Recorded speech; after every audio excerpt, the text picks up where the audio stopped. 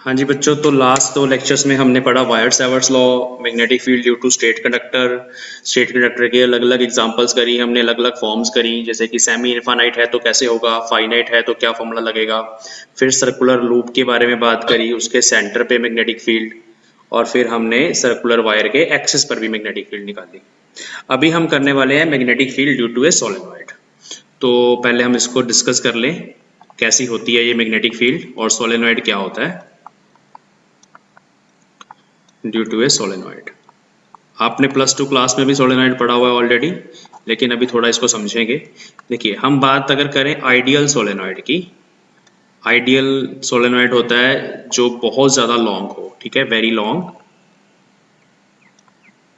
Long होने का मतलब है कि जो उसकी रेडियस है that is small as compare to its length, like this. Solenoid मतलब इस तरह की टर्न्स बनी होती हैं वायर की, कॉइल भी बोलते हैं इसको।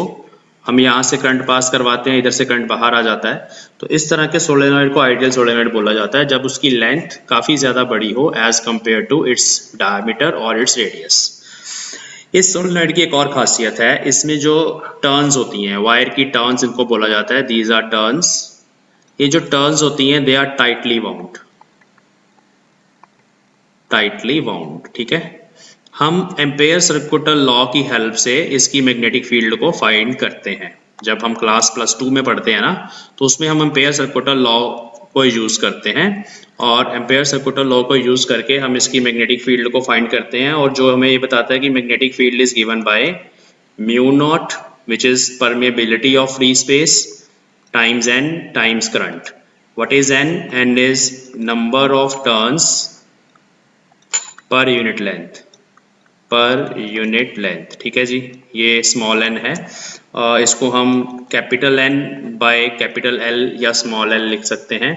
This is length of solenoid, this is total number of turns, मतलब जितनी भी टोटल टर्न्स तुम्हें दी हुई है ना, अगर आप उसको लेंथ से डिवाइड कर दो तो स्मॉल एन आ जाएगा, नंबर ऑफ टर्न्स पर unit length.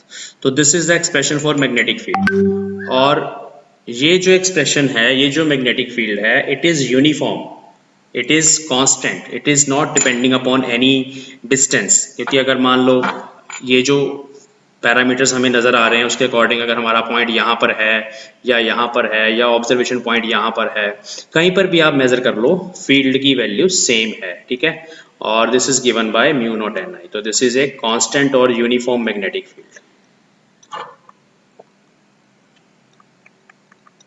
Uniform magnetic field, but uniform magnetic field सिर्फ और सिर्फ आइडियल सोलेनॉइड के केस में। आइडियल को हम इनफाइनाइट भी बोल देते हैं।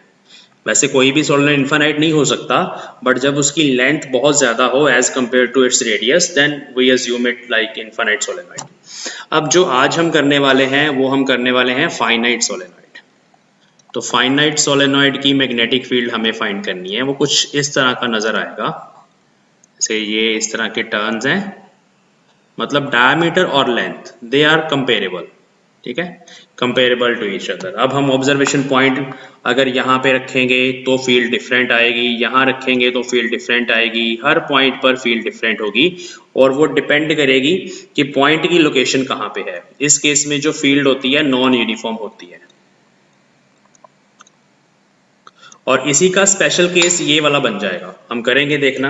स्पेशल केस में फिर हमारे पास वही same expression mu naught n I आ जाएगा, ठीक है। और हम ये भी देखेंगे कि एंड पे कितनी मैग्नेटिक फील्ड होती है, इस एंड पे कितनी होती है और इस एंड पे कितनी होती है, ठीक है। करंट हम इसमें से पास करवाएंगे। तो ये हम करते हैं स्टार्ट, देखो बहुत ईजी है।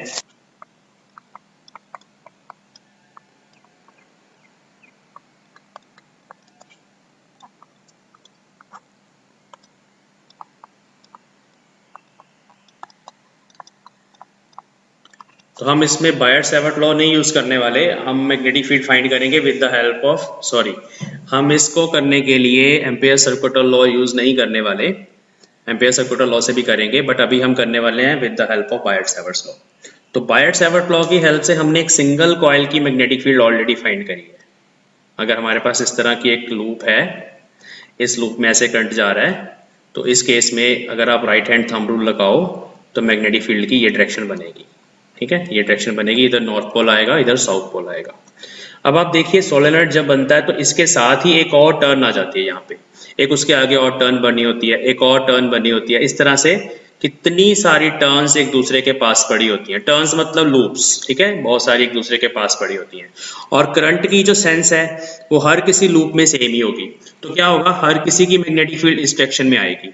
तो जब हम एक सोलेनॉइड बना लेते हैं, उस सोलेनॉइड के अंदर स्ट्रॉन्ग मैग्नेटिक फील्ड बनती है और वो सारी मैग्नेटिक फील्ड्स ऐड हो के नेट मैग्नेटिक फील्ड हमारे पास आती है। तो हम क्या करेंगे, हम इसमें सिंगल लूप का एक्सप्रेशन यूज करेंगे और उसको फिर हम इंटीग्रेट करेंगे for the length of the solenoid, तो हमारा रिजल्ट आ जाएगा। ठीक है, तो ये डायग्राम देखिए पहले,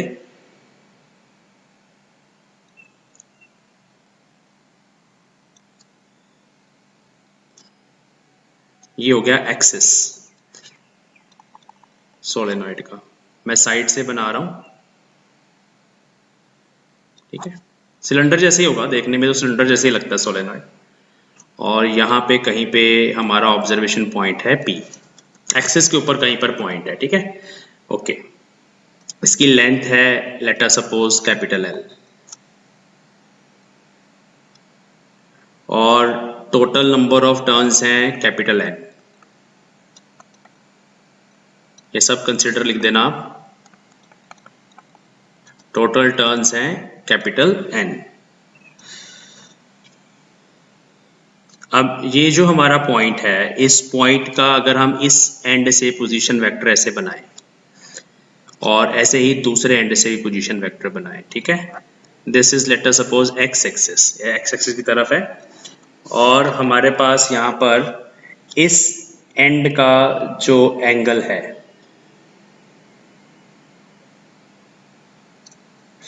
देखिए ये एंगल जो है इस एंड का एक्स एक्सिस के साथ इस पोजीशन वेक्टर का जो एंगल है, let us suppose that is θ2, और ये एंड 1 ले लो, ये एंड 2 ले लो, एंड 1 का जो एंगल है ये complete from here to here, that is θ1। ठीक है, तो दो एंगल्स हैं हमारे पास, θ1 θ2। बेसिकली θ1 और θ2 की वैल्यूज डिसाइड करेंगी कि पॉइंट कहाँ पर है। अगर पॉइंट मिड में होगा तो आप देखिए θ1 θ2 उस हिसाब से चेंज हो जाएगा, पॉइंट एंड पे होगा तो चेंज हो जाएगा। ठीक है, अगर मान लो मैं इस एंड पे हूँ तो इस एंड पे आप देखो कि जो θ2 है उसकी वैल्यू हमारे पास कुछ आ जाएगी, बट जो θ1 है that will B 90 degree at this point. ठीक है, एक्स एक्सिस के साथ एंगल है ना, देखो θ1 एंगल इस पोजीशन वेक्टर का एंगल है एक्स एक्सिस के साथ, तो उस केस में वो 90 बन जाएगा, वो हम स्पेशल केसेस में करेंगे। तो ये सिचुएशन है। अब बाकी चीजें भी लिख लेते हैं, late small n is number of turns per unit length, I is steady current through solenoid।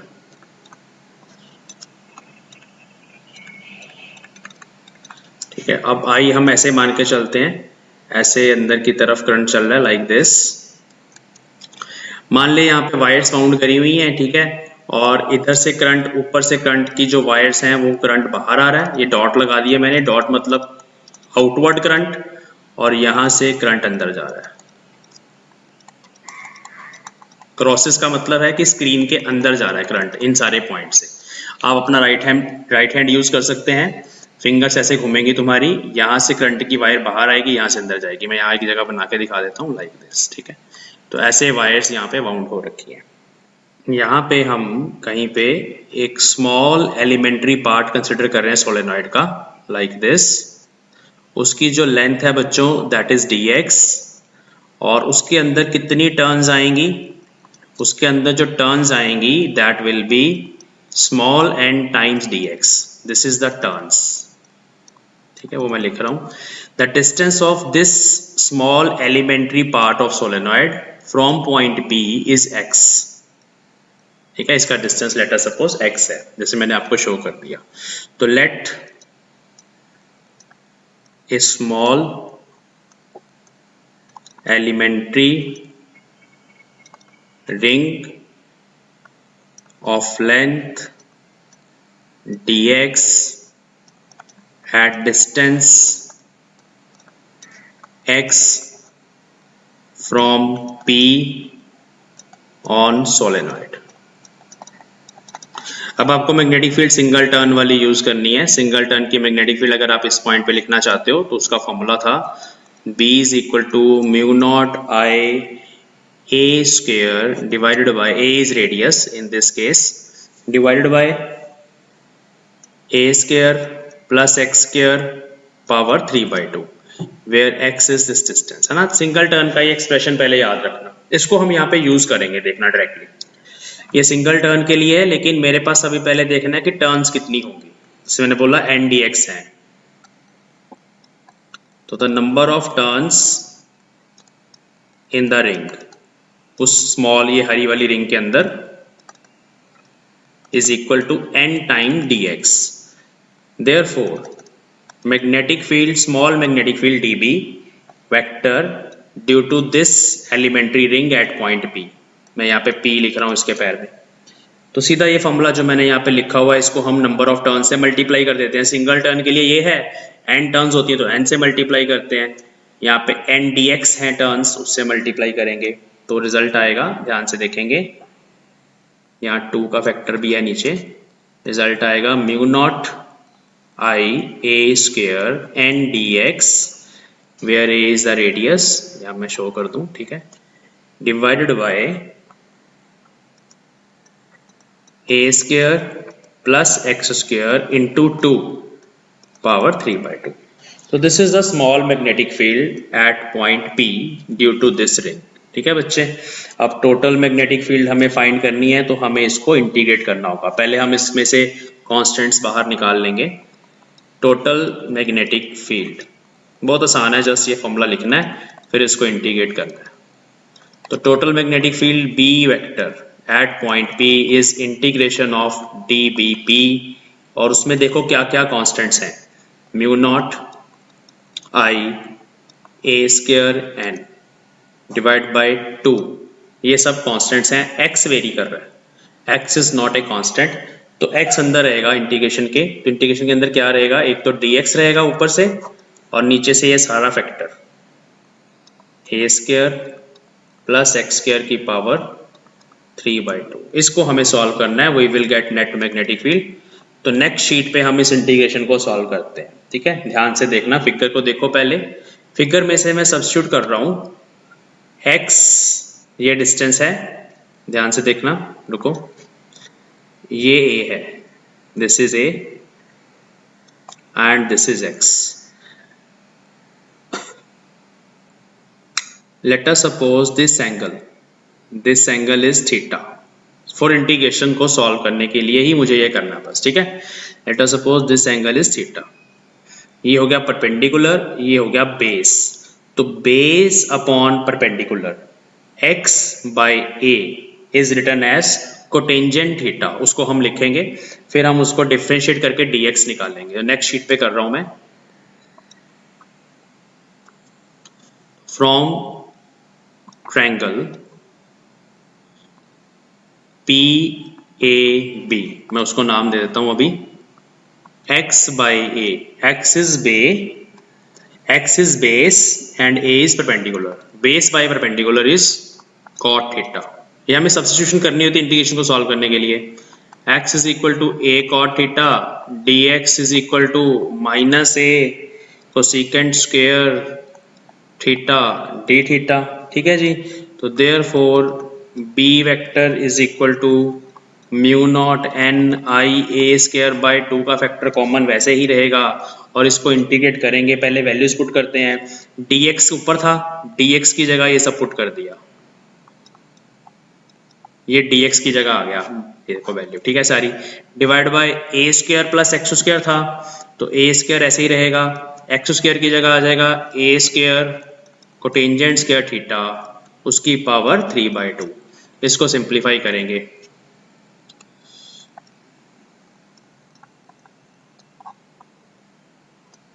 तो ये यहाँ पे हमारे पास नीचे a स्क्वायर अगर हम कॉमन लेंगे तो a क्यूब आएगा, माइनस a ये है ही है, cosecant square theta d theta है ही है, नीचे बचा 1 plus cotangent square theta, 1 plus cotangent square theta is cosecant square theta, तो कोसेकेंट स्क्वायर थीटा पहले लिख लेते हैं, चलो कोसेकेंट स्क्वायर थीटा उसकी पावर 3/2, तो ये 2 से 2 भी कटा, क्यूब बचा। अब नीचे कोसेकेंट का क्यूब है, ऊपर कोसेकेंट का स्क्वायर है, तो कोसेकेंट स्क्वायर क्यूब के साथ कट गया, सिर्फ एक ही बचा 1/कोसेकेंट। 1/कोसेकेंट इज साइन, पहले इसको भी काट देते हैं, यहाँ स्क्वायर है ए स्क्वायर, तो ये ए स्क्वायर भी जो है हमारा बाहर से कैंसिल हो जाएगा सारा, कुछ नहीं है, बहुत आसान है। तो म्यू नॉट एन आई का फैक्टर बचा डिवाइड बाई 2, और अंदर इंटीग्रेशन किसकी आई है विद माइनस साइन, माइनस भी है बाहर निकाल लेते हैं, साइन थीटा बचा, सिर्फ 1/कोसेकेंट था ना वो साइन हो गया। लिमिट्स ऑफ इंटीग्रेशन हम क्या कर रहेंगे, फिगर देखते हैं पहले। तो हम इस एंड से स्टार्ट होंगे, जब फर्स्ट एंड से, ये रिंग मैंने यहाँ बनाई है ना, तो जब इंटीग्रेट करोगे तो आप लेंथ के अलोंग या थीटा के अलोंग चल रहे हो, तो जब आप इस एंड से स्टार्ट हो जाएंगे तो theta 1 from here to here सारा इंटीग्रेट करके माइनस थीटा 2, ठीक है। तो यहाँ से यहाँ तक दो एंगल बन रहे हैं, थीटा 1 थीटा 2, तो limits will be from theta 1 to theta 2। तो लेट अस गो, थीटा 1 से थीटा 2 तक इसको इंटीग्रेट कर देना, तो हो गया सॉल्व। साइन थीटा का आ गया जी minus cos theta, minus minus cut गया, mu naught n I by 2 cos theta, minus cut गया ना, यहाँ बचा थीटा 1 टू थीटा 2 लिमिट्स, इसको हम लिख लेते हैं mu naught n I by 2 cos theta 2 minus cos theta 1, ठीक है। यहाँ पे ध्यान रखना आपको कि जो थीटा 2 है that is smaller angle, theta 1 is larger angle, तो यहाँ पे theta 2 is less than theta 1, इसको याद रखना है, क्योंकि हमें ना एंगल्स दिए होंगे जब न्यूमेरिकल प्रॉब्लम आएगी, वहां हमें इस चीज का ध्यान रखना है। तो दिस इज द रिजल्ट। चलते हैं नेक्स्ट शीट पे। मतलब अगर आपके पास इस तरह का कोई सोलेनॉइड है, फाइनाइट सोलेनॉइड, यहाँ पे मान लो पॉइंट ऑफ ऑब्जर्वेशन है, तो आप ध्यान से समझ लें दोबारा से, थीटा 1 थीटा 2 कैसे मेजर करना आपको इस फॉर्मूले के अकॉर्डिंग। तो इस फॉर्मूले के अकॉर्डिंग ये बड़ा वाला एंगल थीटा 2 होगा और इस एंड के साथ छोटा वाला एंगल थीटा 1 होगा। अब हमें हमेशा ये एंगल नहीं दिए जाते, कभी कभी ये वाले भी दे दिए जाते हैं, हमें ये ड्राइव करने होते हैं फिर, ठीक है। इसके अकॉर्डिंग अगर आई करंट पास कर रहा है तो मैग्नेटिक फील्ड का एक्सप्रेशन आ गया mu naught n I by 2 cos theta 2 minus cos theta 1, ये आपको रिजल्ट ध्यान में रखना है। डेरिवेशन हो गई हुई है, ये रिजल्ट है। अब हम इसके स्पेशल केसेस देखते हैं। सबसे पहला केस, अगर हम इनफाइनाइट लेंथ या आइडियल सोलेनॉइड ले लें, if length of solenoid is infinite. देखिए बच्चों, जब इनफाइनाइट होगा तो क्या होगा, ये वाला एंड ऐसे आप इन्फिनिटी तक ले जाओ, अगर आप इस पॉइंट को सोचो कि ये काफी दूर इन्फिनिटी तक चला गया ऐसे, तो ये एंगल छोटा होता चला जाएगा, थीटा 1 0 हो जाएगा, थीटा 1 अप्रोच टू 0। और अगर आप इस एंड को भी इधर नेगेटिव इन्फिनिटी की तरफ माइनस डायरेक्शन में ले जाओ, काफी दूर ले जाओ, तो थीटा 2 बड़ा होता चला जा रहा है, मैक्सिमम वैल्यू इसकी हो जाएगी थीटा 2 की 180 डिग्री, ठीक है जी। तो ये दोनों वैल्यूज यहाँ पे पुट करेंगे हम इनफाइनाइट के लिए। देखिए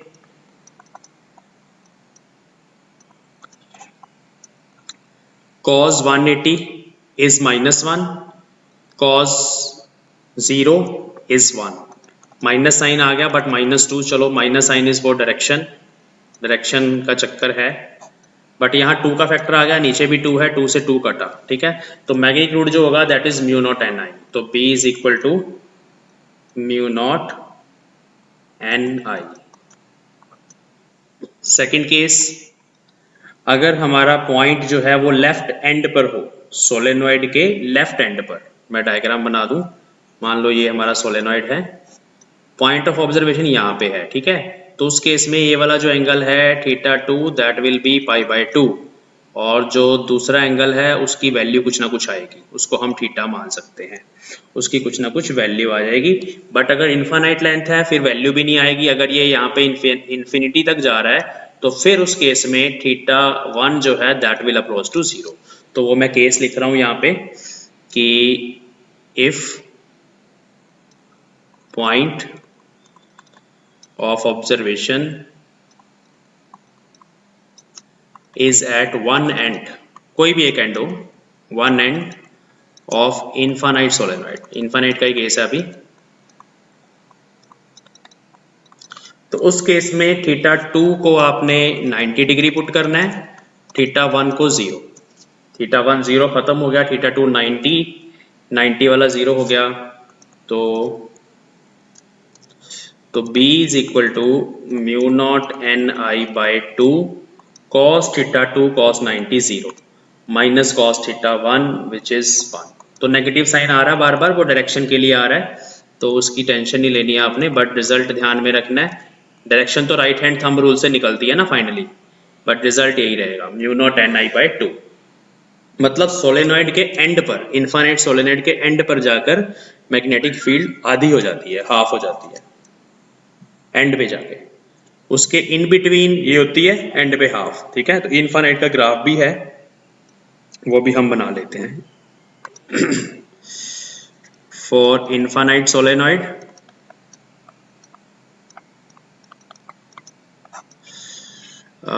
मैग्नेटिक फील्ड अगर मान लो वाई एक्सिस के अलॉन्ग आप ले लो और एक्स एक्सिस के अलॉन्ग आप डिस्टेंस ले लो, तो सेंटर पर कांस्टेंट और ऑलमोस्ट कांस्टेंट होती है मैग्नेटिक फील्ड। ये कांस्टेंट कितना होता है, mu naught n I. But मान लो कि ये सोलेनॉइड का एंड है, यहाँ पे एंड है, तो एंड पे हाफ हो जाएगी, ऐसे डिक्रीज होती है, और ऐसे भी जैसे आप बाहर आते हो कि डिक्रीज होती है। तो जहां पर ये हाफ हो रही है, ये हो गई mu naught n I by 2, half का ये मतलब हुआ ना, तो this is end of solenoid. ऐसे ही दूसरी साइड पर भी ये एंड है, तो एंड पे जाके हाफ, वैसे मैग्नेटिक फील्ड उसके अंदर कांस्टेंट रहती है। ये ग्राफ है, इनफाइनाइट के लिए है ये। ठीक है, अब एक एग्जांपल करते हैं। ये आपको दे दिया गया क्वेश्चन, न्यूमेरिकल प्रॉब्लम।